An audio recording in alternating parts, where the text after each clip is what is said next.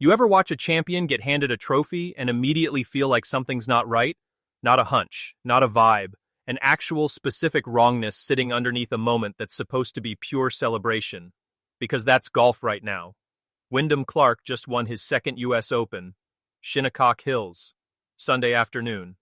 The trophy barely in his hands 24 hours before everything changed. He should be on a victory lap. Interviews, photo ops, the whole tour talking about a two-time major champion in his prime. Instead, there's a video, posted by someone inside the sport, not a random account, not a troll, an actual PGA Tour caddy, and it's spreading faster than the win itself. The caption is 4 words. I think he cheats. No hedge, no question mark. A direct accusation aimed at a man who just won the hardest tournament in golf from someone who's supposed to be on his side of the ropes. So what's on that tape? What did Wyndham Clark actually do out there in that rough? And why does this keep happening to the exact same golfer, tournament after tournament?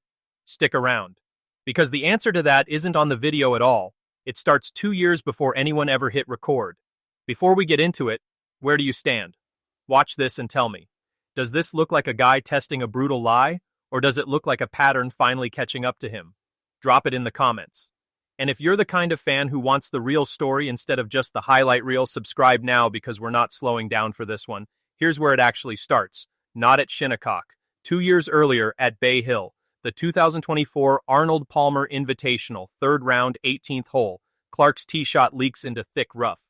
He's tied for the lead. He plants his club behind the ball, not once, has his caddy clean the face, plants it again. Cameras catch the ball moving, just slightly, just enough. The clip goes viral instantly. Clear cheating, fans call it. Clark doesn't get penalized. Officials review it with him and Scotty Scheffler on the spot, and the ruling is that the ball only oscillated, never actually changed position. Clark goes public afterward, tells reporters flatly, "I'm not cheating or anything like that." Says the zoom made it look worse than it was. Says even Scotty didn't think it moved. Rules-wise, that's the end of it. Optically, it's not. Because golf fans don't forget, and by the time the next tournament rolled around, the label was already sticking. This is a guy who gets away with things. Then came Oakmont. Last year, Clark found himself barred from the clubhouse property after an incident in the locker room, one of the most storied clubhouses in American golf, a place that doesn't hand out bans lightly. Whatever happened in there, it was enough to get him locked out. And that's the kind of story that doesn't need details to do damage. It just needs to exist in the background, waiting for the next controversy to reattach itself to. So by the time Shinnecock Hills rolled around this June, Clark wasn't walking in with a clean slate. He was walking in with a file. Now here's Shinnecock itself. 3rd round. Clark's cruising, 6 shots clear of the field, 7 under. On 17, his tee shot sails well left into thick fescue, comes to rest right next to a camera stand. Under the rules, that's a legitimate obstruction. He's entitled to a free drop. Here's where it gets messy.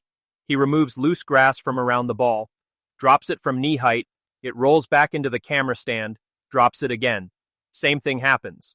Now under the rules, once a dropped ball can't come to rest in the relief area, the player is allowed to just place it. So that's what happens. Clark places the ball, in a much better lie than the one he started with, chips on, saves par.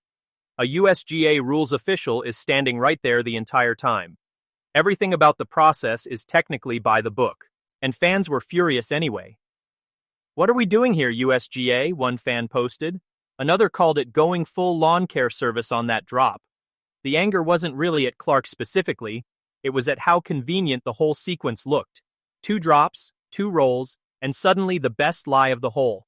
Nobody broke a rule, it just didn't sit right. That was Saturday. Sunday, he closed it out. 2nd US Open. And that should have been the story. Except 2 days later that video surfaced. Brent Henley, a caddy on tour, posted straight from his own account. The footage shows Clark in thick fescue, taking a practice swing near his ball, stepping to the other side, taking a second one, and then, right behind where his ball is sitting, he pats the grass down before addressing his shot. No hedging in the caption, just the accusation. Now, practice swings in the rough are completely normal. Every player does it to feel out how the grass will grab the club. The question is whether patting down the specific spot behind the ball crosses into improving the lie, which the rules explicitly prohibit. The video doesn't show the ball moving, It doesn't show him touching the ball. And that's exactly why this one's murkier than Bay Hill.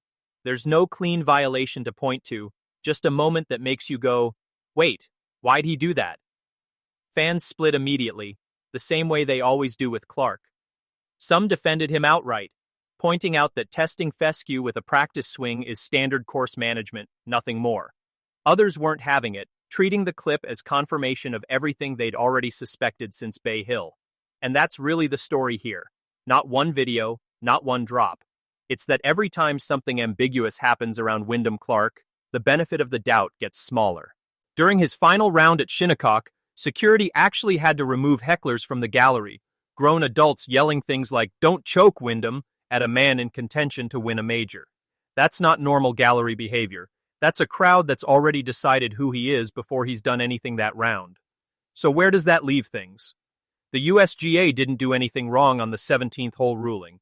It followed procedure to the letter. There's no rules violation on the Henley video either, at least not one that's been called. Technically, Clark is clean on both counts. But technically clean and publicly cleared are two very different things in this sport. Golf runs on the idea that players police themselves, that the guy calling a penalty on his own ball is more important than the guy avoiding one. The second fans stop believing that about a player, the rules stop mattering to them.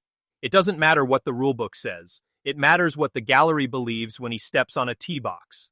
That's the position Wyndham Clark is in right now. 2 majors, a resume most players would kill for, and a growing number of fans who watch every shot looking for the next thing to be suspicious about. So I'll ask you the same thing I asked at the top. Does this look like a guy testing a brutal lie, or a pattern finally catching up to him? Drop your take below. And if you want the stories other channels won't slow down enough to actually explain, hit subscribe. We're not done with this one.